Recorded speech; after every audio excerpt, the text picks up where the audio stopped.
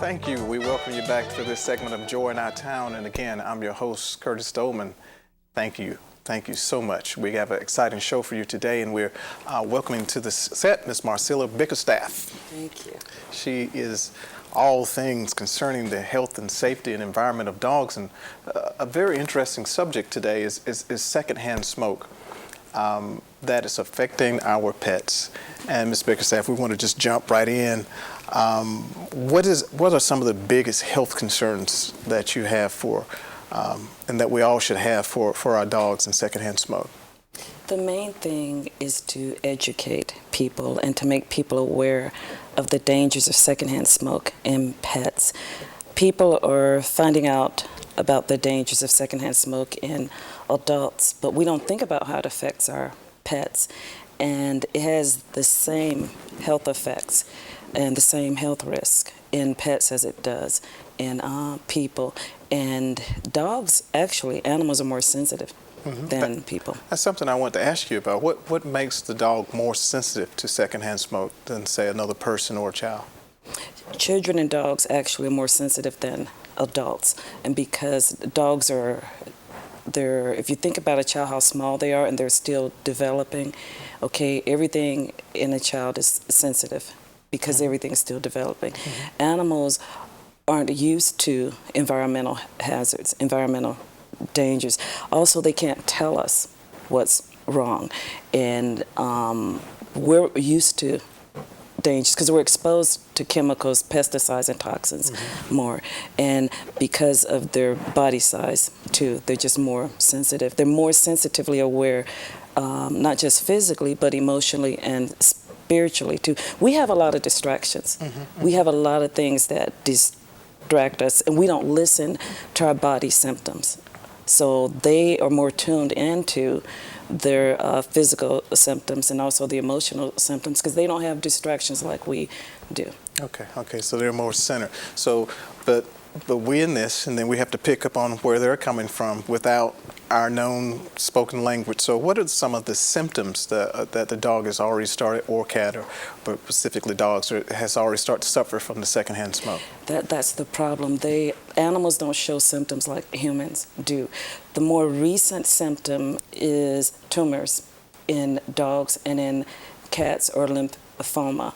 And we manifest symptoms differently than animals do. 2 universities have done some studies on the cancer, the connection in dogs and in cats. It was done by Tufts College Veterinary School of Medicine in Colorado State. And in those studies, they found nasal cancers, sinus cancers in dogs, and lung cancers in dogs. In cats, they found oral cancer and lymphoma, malignant lymphoma cancer. And what they connected was that the owners smoked.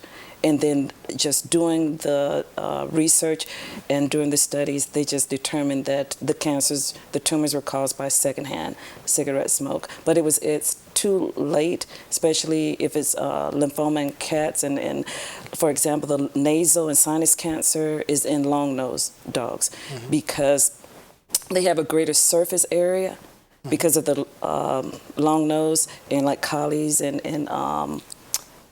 dachshunds, so the tumors develop there. And unfortunately, when they get that type of cancer, they may live about a year. And in cats, because cats groom themselves through licking, and when they do that, they take in the carcinogens on their fur, and it concentrates in the mucous membranes in their mouth, and then it can go into the lymph nodes, which can become malignant lymphoma. Also in birds are hypersensitive. They determined that birds were getting skin infections, eye infections, and lung cancer. So it's usually too late. Now, I can tell you the story of my own personal story. I had this Pomeranian dog that was abandoned. I was able to keep the dog 8 months. 2 months before she died, she lived for 8 months in my care, she started having shortness of breath and respiratory problems.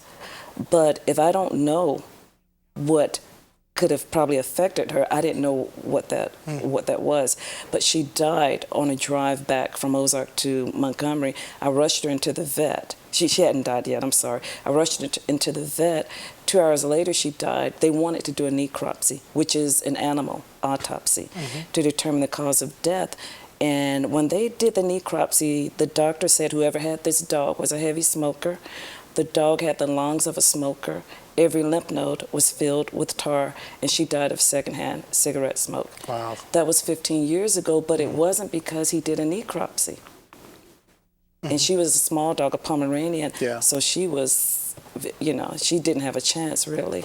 And being a small dog, and I know this is probably going to strike some people in a visual manner, the small dog is likely to be closer to the owner as they smoke, right there on the couch, right there at their feet, and so that's a very, I don't know. I guess I'm getting kind of taken aback about that when it's just so. And I'm almost at a loss for words for that. That's just. Yeah, the animals, dogs especially, they love to get right up in your face, right up next to you.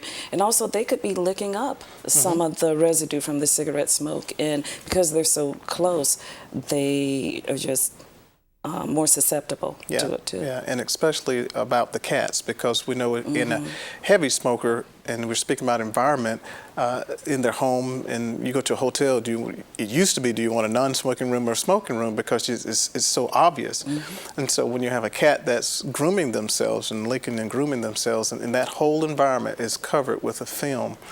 The other thing I'd like to ask you, Ms. Bickerstaff, is the symptoms when an animal is suffering. You said that sometimes they're not readily until it's too late. Too late. But if we know the age of the animal, and you have a young animal that's having shortness of breath, can you, that's like an obvious pointer there. Yes, a puppy. Puppy, or even the dog that's 1 or 2 years old. Juvenile, okay, or an older dog, they're going to be more susceptible. Because they're immunocompromised because of age, just like in humans. Kids, babies, infants, older people, sickly people are more susceptible. But it's affecting healthy animals. It affects healthy animals. So if you see symptoms, shortness of breath, gagging or coughing in a puppy, you know that's not normal. But most vets won't think to consider that, okay, maybe that might be due to smoking, because puppies are always chewing on stuff. They're always swallowing stuff. And also puppies or dogs can get kennel cough, get respiratory infections. And the same with an older dog, just like older people. As we get older, we're more prone, more susceptible to getting maybe bronchitis or pneumonia. So they may be misdiagnosed. Right. Yeah. And I'm so glad we have the opportunity to do this particular broadcast, because perhaps some family members that are, or that owner who's taken it, now we can add, hey, doctor, my aunt, she smokes, or my dad smokes, and perhaps let's look in this direction. So that's very good information. We mentioned a few, but what are even some more diseases that secondhand smoke can cause besides the obvious tumors?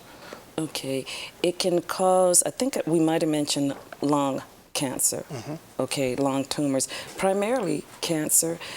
In birds, the skin infections, lung cancers, and birds' eye infections in birds.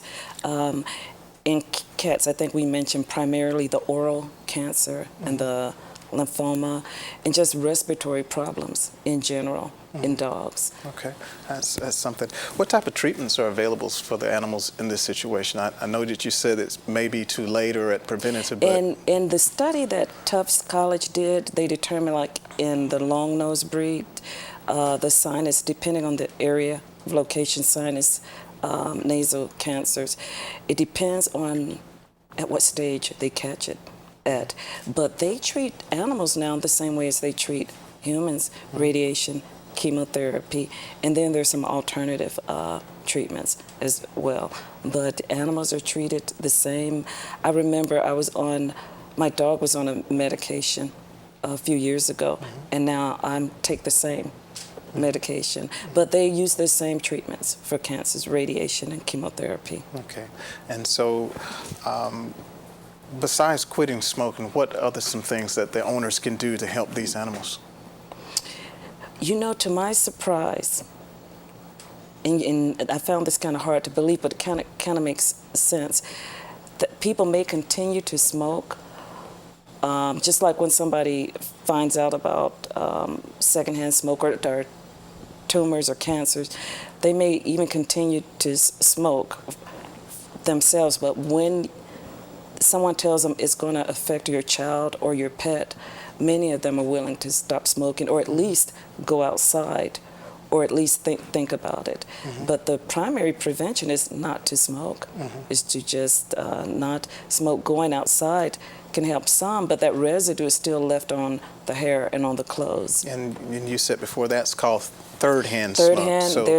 Third-hand smoke is the residue that's left from the cigarette smoke on clothing, furniture, car seats, hair, rugs. So at least been cumbersome that if they are smoking and they are going outside, the old smoking jacket comes back as a piece of clothing designated or at least watching what I bring back into the home.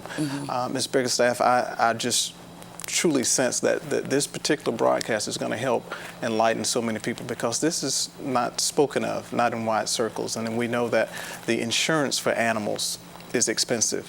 And here we are, we're doing a lot of things that are affecting them directly. And they can't speak for themselves. Yeah. So a lot of the problems that we have with the health issues are being attributed directly to it. And I guess that kind of lets you know if somebody's going to be running a kennel for the employees that work in the kennels. Is that kennel a smoke-free environment? Most veterinary clinics, animal clinics, are smoke-free. I started working for a vet when I was 12, and I continued to work through junior high, high school, and some throughout college. But those facilities are pretty much smoke-free. That's a good deal. Thank you for joining us again for Join Your Town. Again, I'm your host, Curtis Stoneman. Know you enjoyed that segment. And again, trying to keep you safe, happy, healthy, and informed. Join us next time.